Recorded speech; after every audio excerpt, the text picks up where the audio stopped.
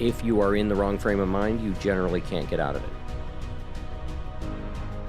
At least if I was in prison, nobody could blame me for not doing what I'm responsible for. And every day felt like I was trapped.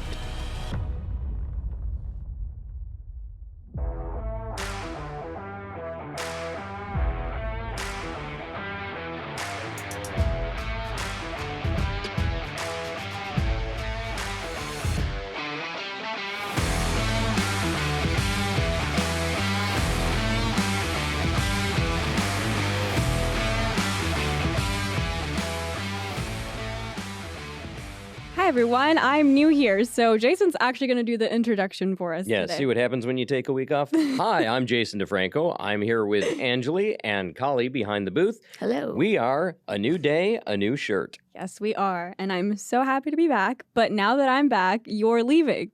Well, yeah. Why are you leaving us? Because I want to go on a cruise. Yeah, and it's your birthday. I need a break. From me? Oh, no. From everything. I'm allowed to take those. Remember we talked last time about work-life balance? Yep. You know, work-life balance. I've got to go take a vacation. Exactly. We had that conversation and you booked a cruise right after, didn't I? Collie, you have anything fun coming up? Yes. Getting a website done. I'm looking forward to that. That'll be good. That'll be good. All right. So, Jason, today we're going to talk about doldrums. Doldrums. Yeah. Okay. Doldrums. We've talked about overcoming obstacles and persevering through them when you can kind of know what's going on. But what happens when you don't have control or when it's a mental block or something making you sad? Do you think it's easier to overcome a problem when you know what's causing it or when you are just getting thrown? Well, if you know what's causing it, you can choose to do something about that cause. Mm-hmm. So it's sometimes it's easier, sometimes it's worse. Sometimes you know what the problem is and don't want to deal with it. Mm-hmm. So it depends on what that cause is. Yeah. And what is a doldrum? Okay, so doldrums, it's an area near the equator where the winds don't blow in the same way that they do because of the equatorial norms. So in ancient days, sailing vessels had to be very careful when they were sailing near the equator because they could reach a point where there wasn't enough wind to move the ship. Mm-hmm. So they would just get stagnant. They would sit still. In fact, if you ever saw the movie Master and Commander with Russell Crowe, it's a great movie. You got to see it. It's a nautical movie, and he's the captain of a vessel that gets caught in the doldrums, and the crew is ready to mutiny over it. They think that they're cursed, and they want to throw one of the members of the crew overboard to remove the curse. So it's deadly. It can really lead to some serious consequences. And how do you compare that to a personal? What does it mean to be in a doldrum? Everybody gets in a funk. Mm-hmm. You get in a point where you're not sure what to do next, or things just feel routine and mundane, and it's not exciting anymore. Yeah. And so does that compare with an outside force, or do you think it's mostly within?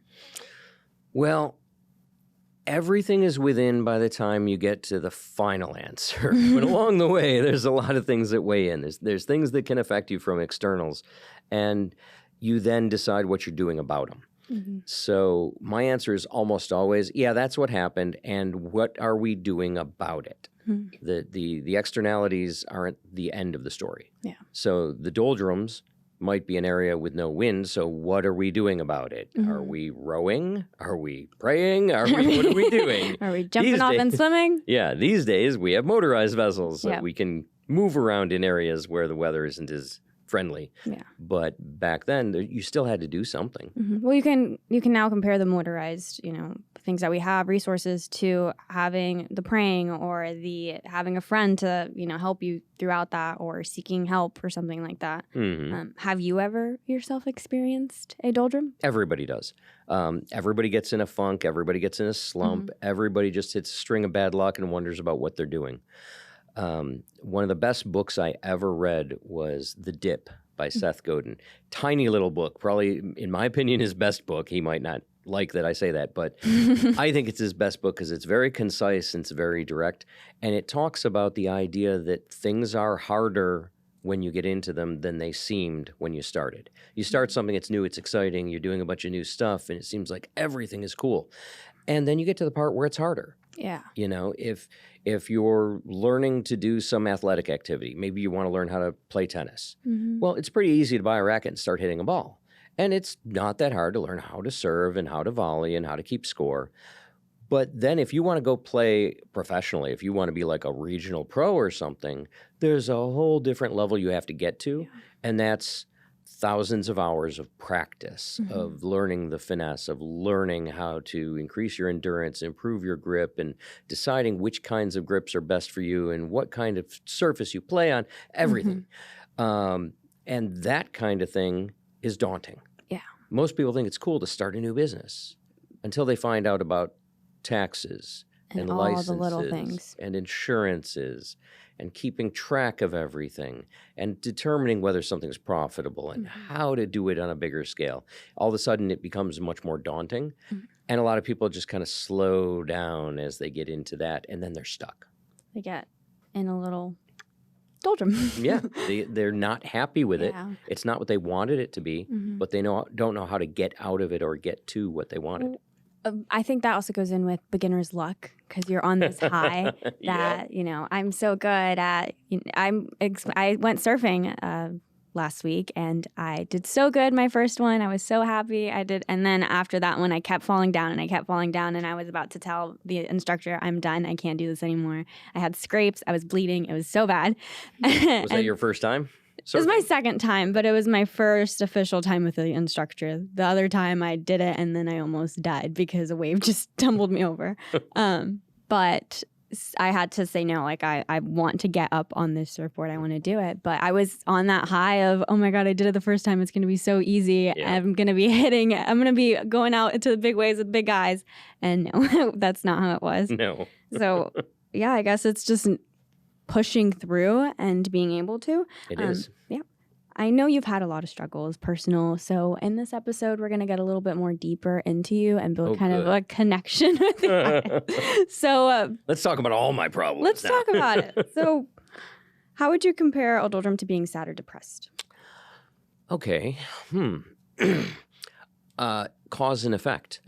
You could become disappointed in something or be disillusioned by something, and that puts you into like a plateau, puts you into a spot where you're not moving forward because you're disappointed by something, because you're in the wrong frame of mind, so you're not making progress.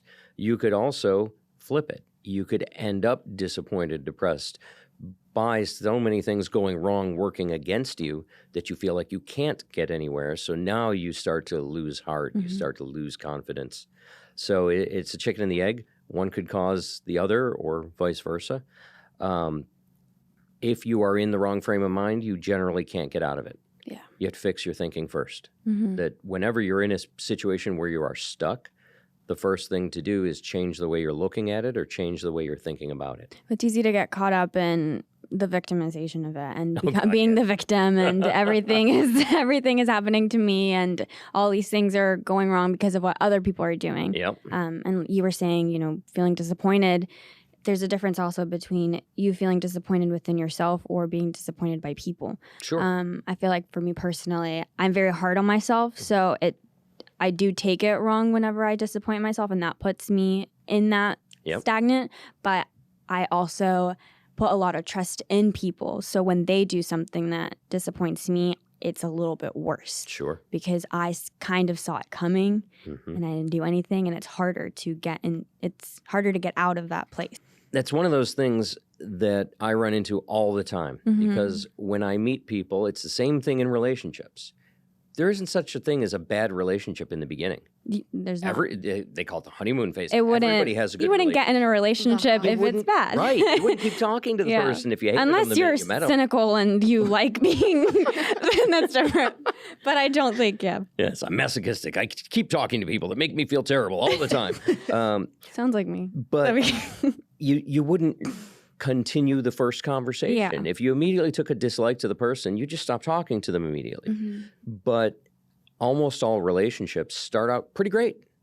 Friendships, romantic relationships, business relationships. Mhm. People go, wow, this is the best job I've ever worked at. This is so cool. 2 months in. 6 months in, when it's now gotten hard and the expectations are higher, Mhm. the person goes, wow, it's really tough here. Yeah. And the key is to remember, what was your plan at the beginning? Mhm. When you get into a situation like that, you didn't get there by accident. You were going in a certain direction. You were sailing south across the equator, but you were going in a direction, and then you hit a slump of some kind. Now, if the direction you were going in is really important, you keep pushing through it, because that's the key that Seth Godin talks about in The Dip is when you encounter resistance, you have options. You can give up. You can just stop and sit there, or you can keep trying. And the idea is, if you see resistance coming, make sure you're ready for it. Make sure that what you're doing is worthy of the obstacles you're going to have to overcome. Do you think that you're someone, because you're saying make sure you know what's coming, do you put the worst case scenario first? Yes. I always put the worst case scenario. Same. Like, this is everything that's going to go wrong. So I'm prepared that when I hit that bad point, okay, I knew that this was coming. So maybe out there. You want to talk, retro pop culture.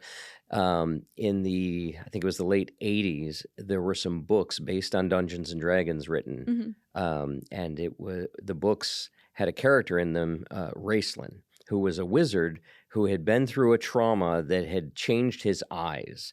And when he looked at things, he saw things decay. He saw the passage of time in everything. He looked at a young person. He didn't see a young, vibrant person. He saw them getting old and decrepit and dying. He didn't look at a beautiful building. He saw it crumbling into ruins. And it was something that was done to him to try and teach him compassion so that he would feel for things, because his superiors at the school thought he was too arrogant. But instead, it made him really bitter, because all he saw was everything going wrong all the time. It made him far worse, because he never saw anything that could make him happy. Sometimes I get like that. I have a habit of going, there's 16 different ways this can go wrong right now. And I cannot compensate for all 16. So I got to just hope that 3 of these never happen and fix the 13 I think I can. You know? But that's how I see it. Everything I see looks completely flawed. Because you also don't want to knock something before it starts. You don't want to. You want to give it that bad energy, you know? You don't want to set yourself up for failure by thinking it, because the mind and the tongue is very powerful. What you say and what you think most of the time comes true, like happens and comes true. So then when we're talking about people and being disappointed in people, you're a businessman, you hire people, you're an owner. How does it feel when you get disappointed by an employee, or you get disappointed by someone you're in business with? It depends on the kind of disappointment. So if I'm expecting something, and I don't tell someone what I'm expecting, and they don't do what I'm expecting, that's my fault. If I made it a trick question or a pop quiz, I can't expect someone to read my mind or know what I want. Then you get the disappointment from the situations where you did express what you wanted and the person just didn't pay attention. Or maybe they don't care. And, I had to make rules about that. You know the rules are in all of my businesses. There are rules. Like, if you don't care, you can't work here. If you don't care about what you're doing, do something else. If people are lazy, if you're just looking for the shortcut all the time, and I'm not talking work smarter, not harder. I'm saying people that just want to take a shortcut or the easy way out, don't work in one of my companies. I won't like you and you won't like me. So it depends on the nature of the disappointment. But most of those are about clarity. Clarity of expectations, clarity of standards, and then you don't get disappointed very much. The other kind of disappointment, though, that happens is personal. And that's, you thought you could trust someone, it turns out you can't. Or you believed that someone would do their best and accomplish something, and they failed because they stopped trying. Those kinds of things. That's a different kind of disappointment. It's the loyalty. And they're hard. Loyalty has been a big deal. Oh, yeah. Lately. And it's something that definitely puts you down. If you think that someone that you thought was loyal to you and was your friend, and they let you down, it hurts, especially when you're someone that's such a caring person. It's hard. It is. It's awful, because I tend to trust people. I tend to expect that people are going to be good. I tend to act as if they are good. So I tend to reach out. I tend to help. I tend to worry about them. And I don't want to change that about myself. I think that's part of what makes me a quality person. Yeah. But it's really hard to do that when you've worried about people and tried to help them and then they betray you. Yeah. That can damage your ability to trust the next person. Yeah, correct. And it's not fair to the next person, but we're all human. Mm-hmm. So you have to be realistic about people earning your trust. Well, they say hurt people too. It's that chain. Yeah. And how do you not let that transfer into? Because you could give up if someone. Sometimes people get out of these moments where they're stuck and they turn into a completely different person, or they harden themselves. I've been there where I've had to go through something and then I look and I'm like, oh, I'm not the nice person that I used to be before. And I don't like that because, like you said, you want to. That's a good quality to have. Yeah. So how do you do that? How can you resilience? I don't know if there's a way you do it. You just have to decide. Mm-hmm. And there have been times where there's just one too many things that people are doing that they just shouldn't be doing that are affecting me. Mm-hmm. And I'm like, that's just enough of that. Yeah. And I will look at myself first. Did I do something to cause this? And I'll ask other people if I think I'm being biased, if I think maybe this is partially my fault, maybe I should own part of this. I'll ask other people that are familiar with the situation, what part of this should I own? Mm-hmm. And I'm fortunate that I've cultivated friendships and loyal people around me who will tell me the truth. They're okay hurting my feelings if they think it matters. And I'll get to a point where 3 or 4 of them have gone, no, Jay, this wasn't you. Yeah. You were generous and confident and trusting, and the other person just isn't that kind of a person. And I go, oh, okay. So then you can fall into the trap of being bitter. Mm-hmm. And I do sometimes. Everybody does. I'm like, damn, I'm not going to do nice things like that anymore. Someone's going to have to prove that I should and stuff. And then I look around again. And I look around at the people I still want to do nice things for, and I go, I'll still do it for that person and that one. You just soften it. And that one. And It's not so bad. and then people will try to check me like, hey, I thought you weren't going to be just giving things away anymore. I thought you're going to be a little bit tougher. That's Melissa.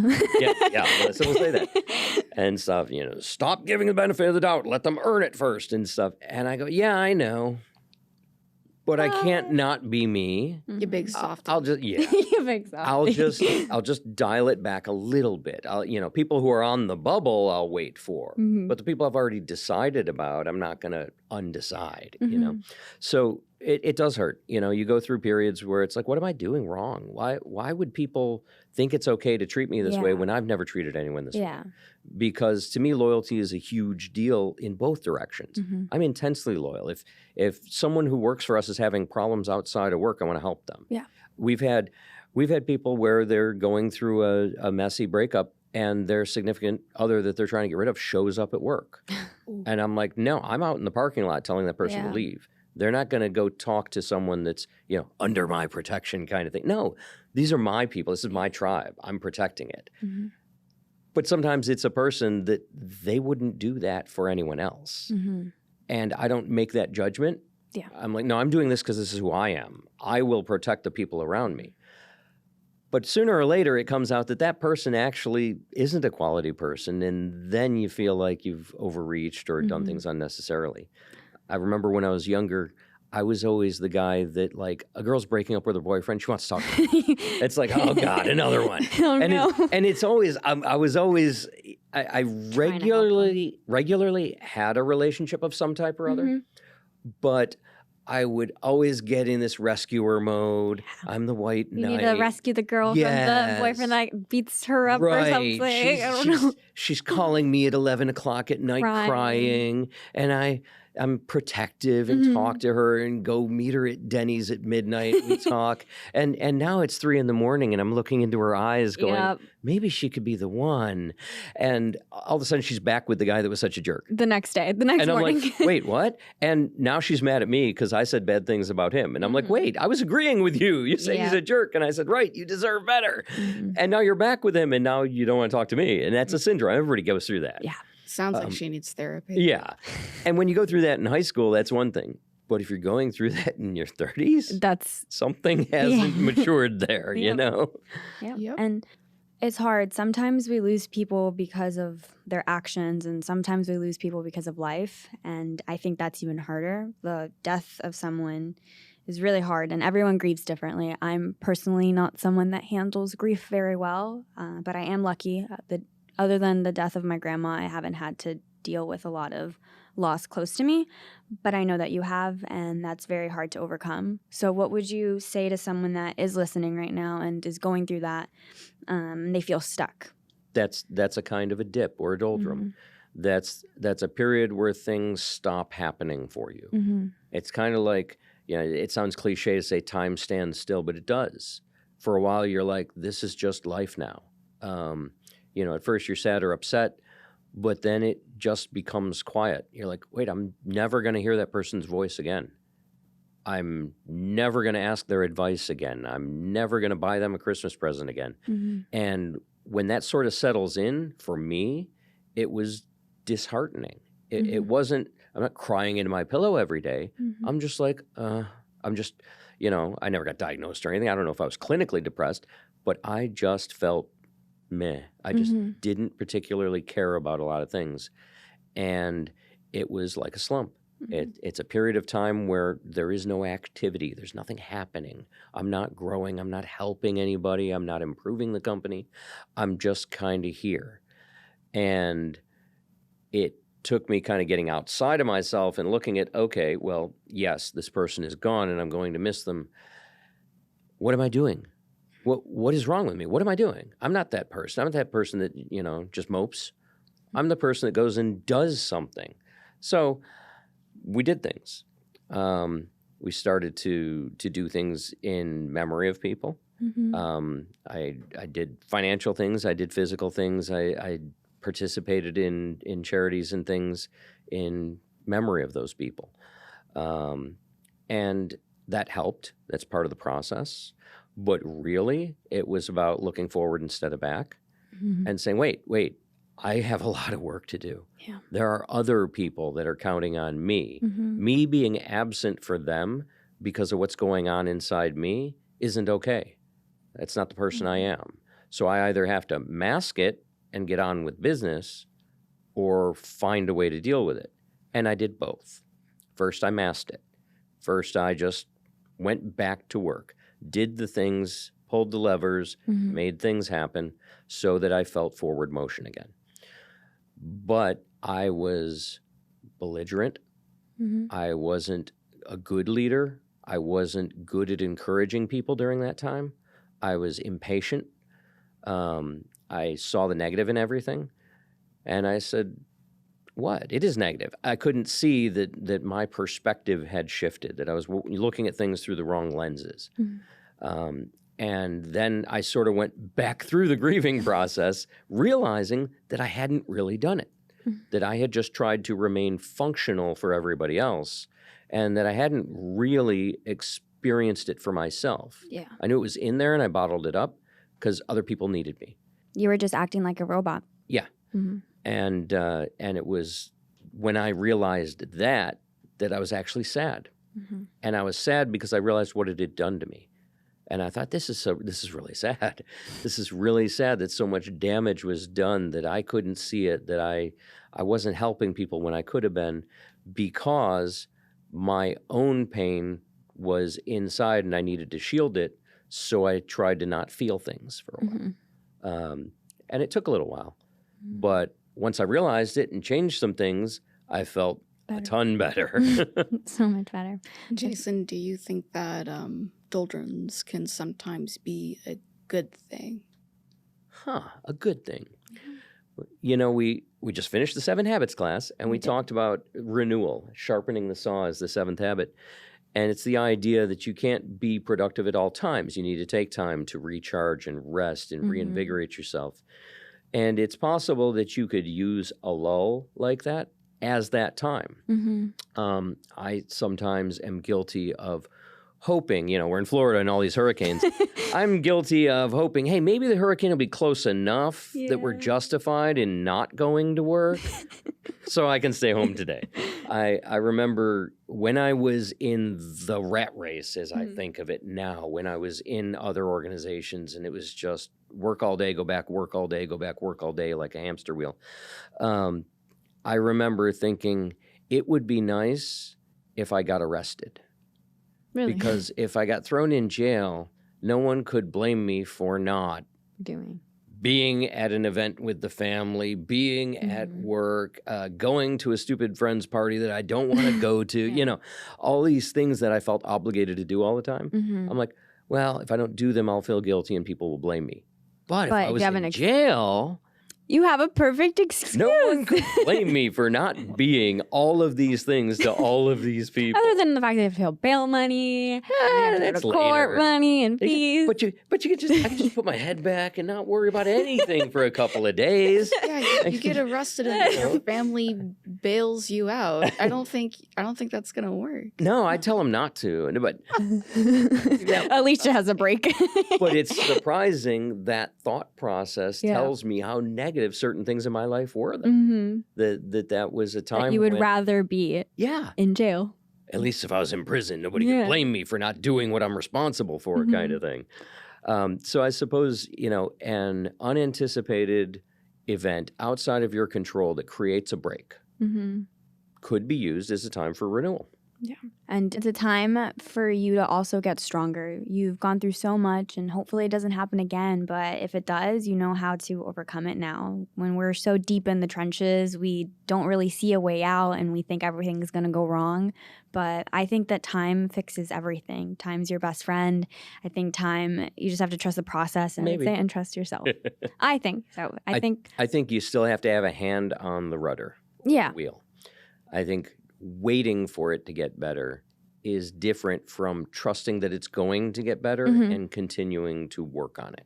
Yeah. I mean, you can't just say, oh, time is going to fix everything for me, and you actually have to do something about it. It's like you had to go through. You had to first feel what you were going through, and then you could overcome it. Yeah. Well, some people turn to religion, therapy, family. As someone who's had to pull himself out of a doldrum, what advice do you give to the viewers to help them get out of it? Religion, family, or therapy? Other than that, Jason. Other than that. Other than that. Because some people aren't religious, or they don't have family, or they don't believe in therapy. Quiet time. By yourself. Thinking about what really matters. Write it down. Forget the momentary problem and take quiet time to just make a list of the things that are most important to you. And then look at how they are affecting or being affected by you. Because you have an impact on everything around you all the time. Most people don't leave much of a wake in their passing. Yeah.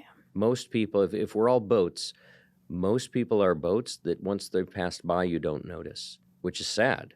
Most people don't make much of an impact around them. And then you've got some people that are freighter ships, these huge cargo ships that you can see the wake for hours and it travels for miles kind of thing.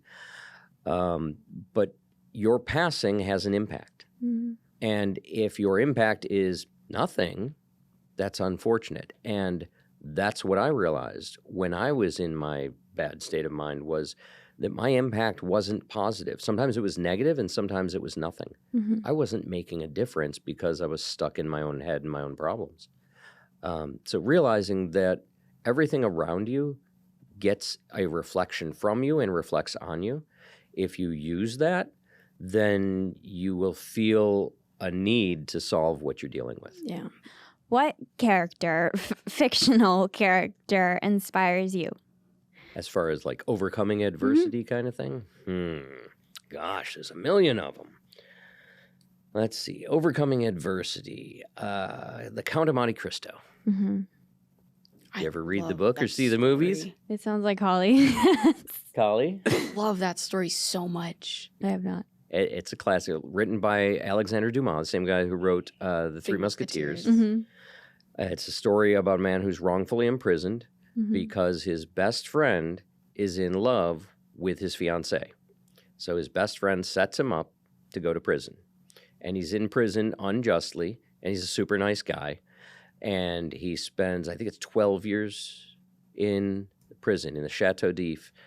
And while he's there, he meets another prisoner who is also unjustly imprisoned, who is much older, who is very worldly, who teaches him. And teaches him languages and math and economics, teaches him about power and intrigue and politics, and it teaches him to fight. And he ends up escaping and using that knowledge, as well as he gets a secret treasure map and gets a huge amount of money. He uses that knowledge and the money to then come back to the world as a different person. He takes on an identity. The Count of Monte Cristo is his secret identity, and comes back to seek revenge on everybody who participated in having him imprisoned. And it's a great revenge story, but it's also great because in the end, he has to decide whether he's going to show mercy, and he doesn't want to. But he's got people that care about him, both from his life before and his life after, who convince him what he should do if he's going to be able to live with himself.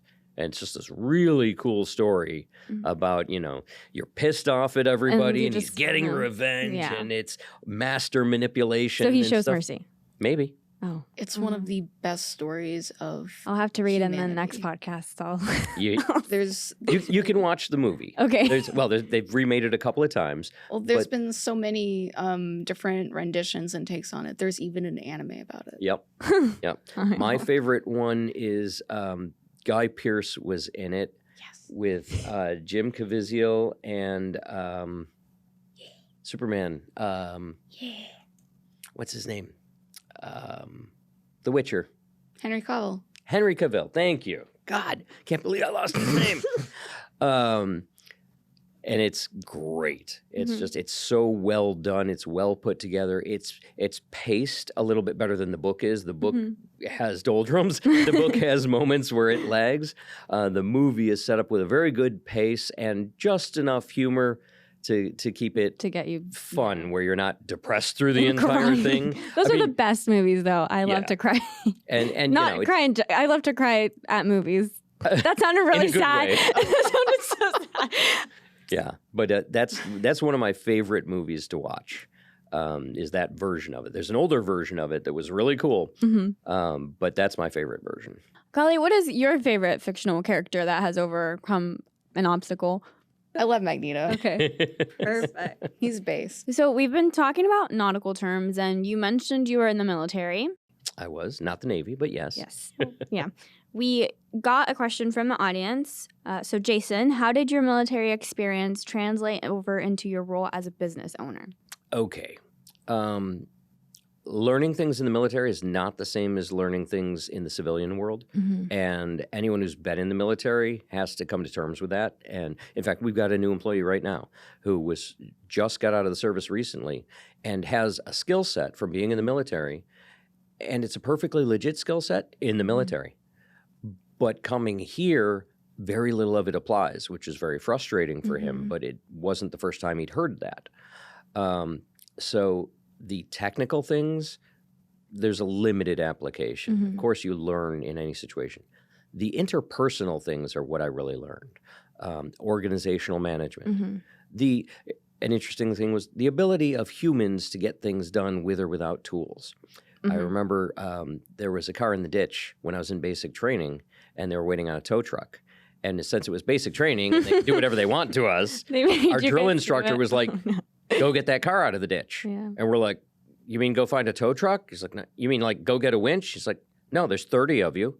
Find something to hold on to. And 30 of us couldn't fit around the car. It was like, I think 10 of us by the time everybody was squeezed in together.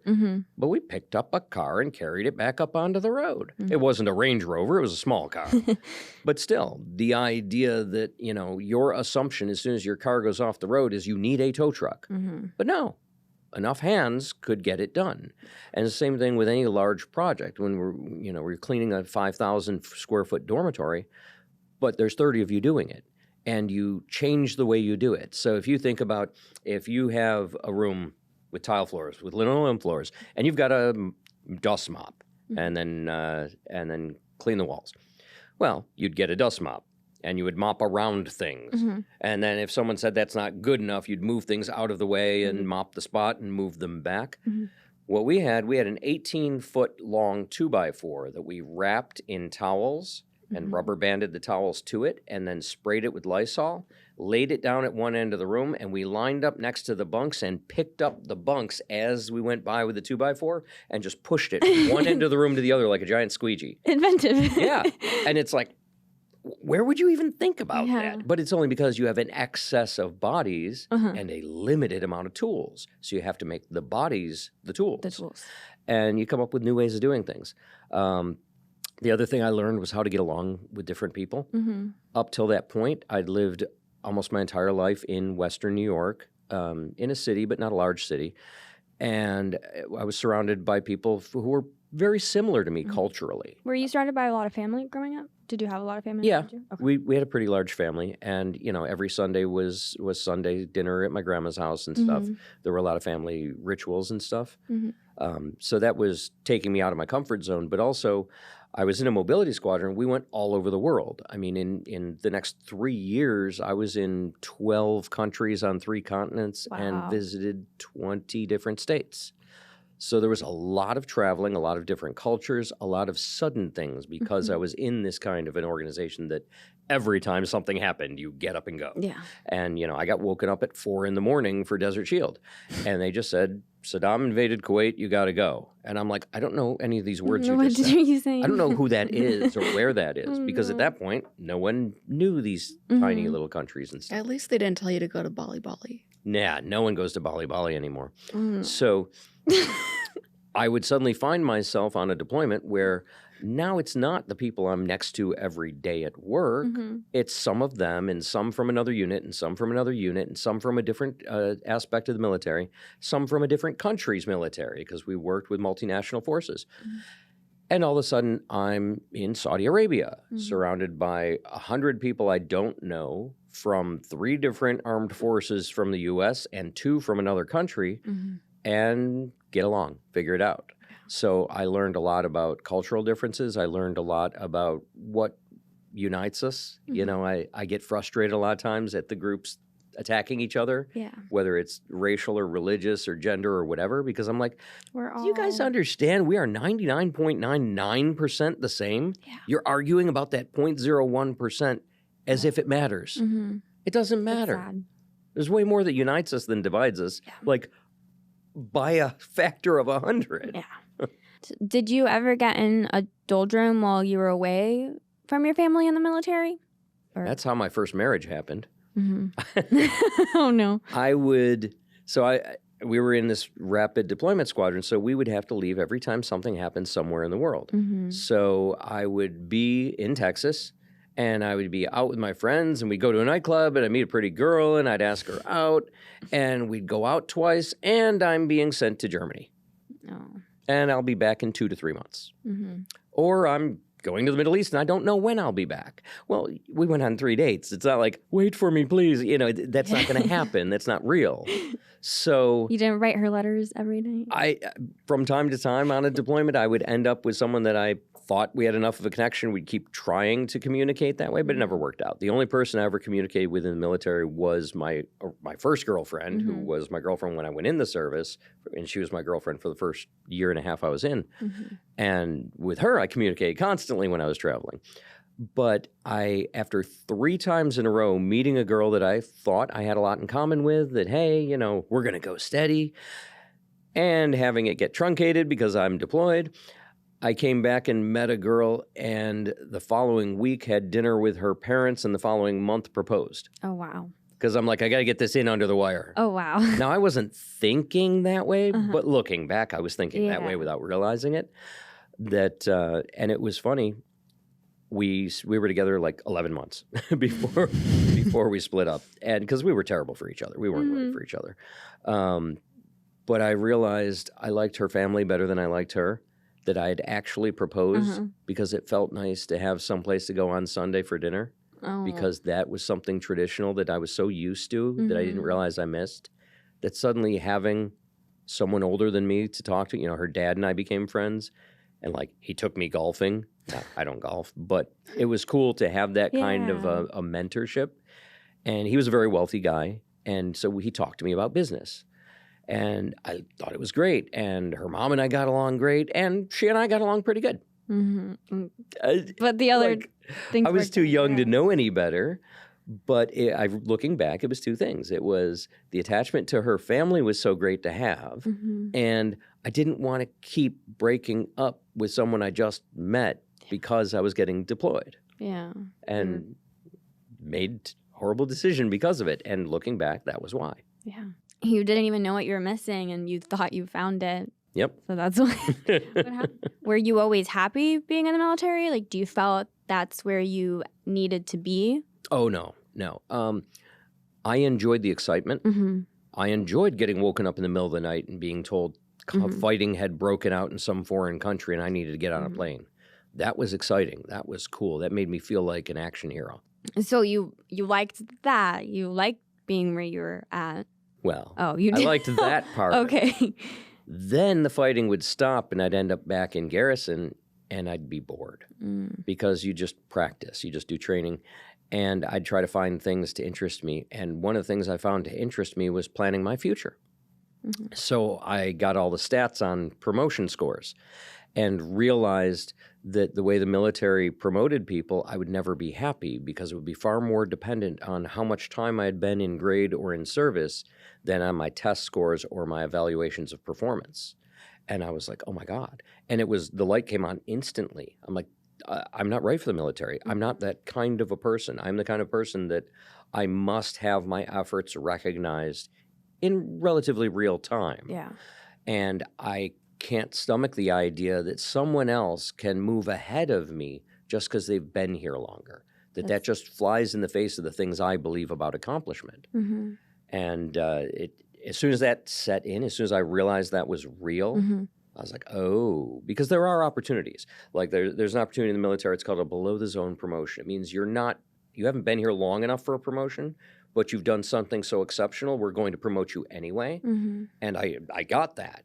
And I was like, see, I don't have to wait in line. How hard is it to get that? Fast. They're few and far between. I only knew one other person of my circle that ever got one. When I told people I'd gotten one, they were very impressed. So I don't know the statistics on it, but it was rare enough that people went, wow, you got below the zone. And spending that time was good because it was self-reflection. I realized I need to be in a situation where my accomplishments move me forward or I won't feel like they're worth it. And then was it a long time after that, after you realized that you were still in the military? Because I know It felt like decades. No, once you realize you're in the wrong place, every day hurts. Yeah. Every day hurts. And in the military, you don't have a choice. You can't just leave. not show up today. Now you're really going to go to jail like you wanted to be. Yeah, not the way I wanted to be. So I went to the personnel office and said, one, I am not re-enlisting. And if there is an opportunity to leave early, I will take it. They have early outs, they call it, where they determine that a certain career field is overstaffed or they don't need as many people in a certain location. They say, we can transfer you or you can be let out. And so I put my name on every list for exiting early. But it was interminable. Every day, it felt like being in prison. Every day felt like I was trapped and I couldn't do what I wanted to do. Now, fortunately, I only had like 6 months left on my enlistment by then. It wasn't like it happened early on. And you feel stuck. Right. Yeah. But the last 6 months were horrible. And it wasn't that anything changed about the military. It was the same. It was the same thing. It was just my perspective had changed. So what about your friends or other people that you saw in the military? Did you ever see them stagnant or in the doldrums? Some people join the military and they think that it's their calling and then they get in and it's really not. There's different kinds of people that join the military for different reasons. And for some, like it's a family tradition, and they intend to be in uniform for their career. For some people, it's a way to pay for college. For some people, it's in place of college. I don't know what I want to do next, so I'll join the military for a while. For some, it's a calling. It's patriotism. It's a belief in things. And some people, it's a path of least resistance. And, well, as long as I qualify, they'll take me. Mm-hmm. It's kind of mindset. And I knew people like that. And there were a fair number of them. Yeah. And they had no intention of going anywhere else because the reverse of my situation, Mm-hmm. not only, I was bothered that I might be stuck in this position without serious advancement for periods of time. They were happy they couldn't be removed from that position without doing something really wrong. Yeah. It's a guaranteed job kind of thing. Mm-hmm. And the people that think about it like that kind of make it worse for the other people. Yeah. But there were a lot of people that were just there because it was a way to get a guaranteed paycheck and great benefits. And, you don't have to worry about a lot of things in the Mhm. military. Yeah. If you don't desire to excel, if you're not trying to climb the ranks and become something, if you're just treating it like a job, it can be pretty easy in the sense that if you don't have a house, there's military housing. If you can't Mhm. afford groceries on the base are way cheap. If, all kinds of things are much more affordable and much easier. Now, its downside, you might have to die for your country. This is that little But downside. generally, the people that are looking at it that way, that are Yeah. just looking at it as a paycheck, aren't in positions like that. They end up in administrative positions, or they Mhm. end up in positions that aren't high-intensity positions by design. They didn't Mhm. want to do those things, so they managed to find a path that Yeah. kept them relatively plateaued. Do you think some people are comfortable in doldrums or they're comfortable feeling stagnant? I think most people are. Most think- people are in doldrums. Yeah, and I think that's terrible. Yeah. But I think most people aren't accomplishing what they should be accomplishing. I'm not even talking about you could be anything when you grow up. You could Just- be the president of the United States of America. Why are you doing the same job you were doing 5 years ago? Yeah. I ask people that all the time. And why are you doing it at the same level? Mm-hmm. If you do something every day, if you picked a hobby, if you wanted to be a pole vaulter, and you practiced for 5 years, I would hope you'd be really good at it, no matter what you started out as. Mm-hmm. But most people are pretty average at their job, and they've been doing it for years. Yeah. Why? Why bother? They're scared of being uncomfortable. Mm-hmm. Yeah.